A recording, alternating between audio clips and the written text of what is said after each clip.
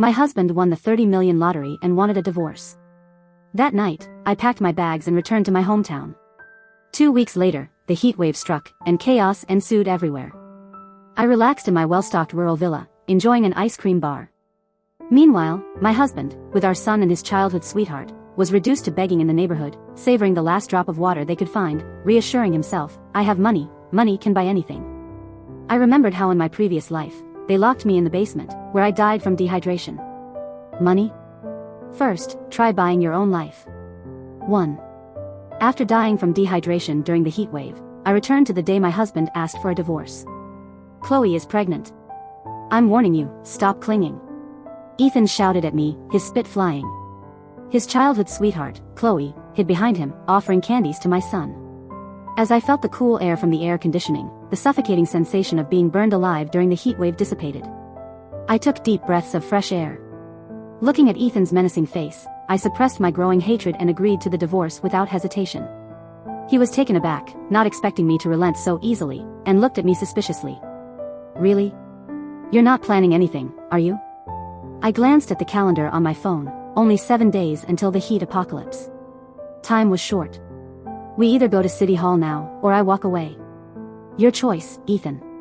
My son, with a disdainful look, urged. "Who cares if she's planning something?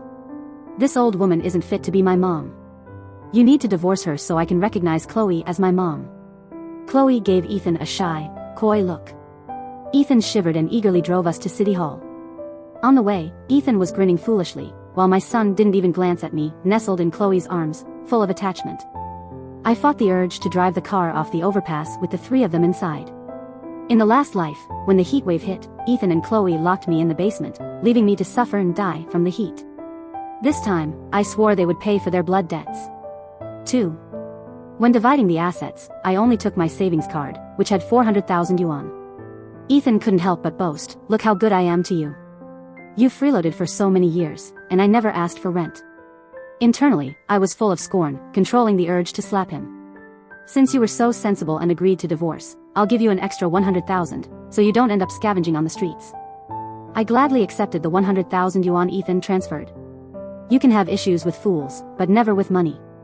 Besides, I knew Ethan was quite wealthy now.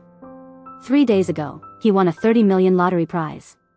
He wanted to live with Chloe before claiming the prize, so he schemed to divorce me. In my past life, I had no idea. I thought I had a decent husband and a 3rd-grade son, so I tried to protect my family as much as possible.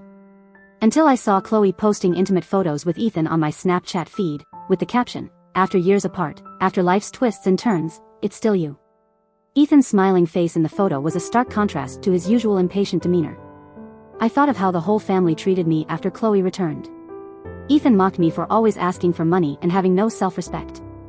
My elementary school son despised me for not letting him play video games or eat snacks, calling me a bad woman. In the previous life, I rushed to the scene, gave Chloe a slap, and called her a home-wrecking SL*T, only to be locked in the basement by them. One slap couldn't make up for the pain of being roasted alive. I wanted them to die 100, 1,000 times more painfully than I did. After leaving City Hall, I watched as my son jumped into Chloe's arms. Ethan joyfully led them both away, the family of 3 laughing like they were on top of the world. Laugh now, but soon you won't be able to.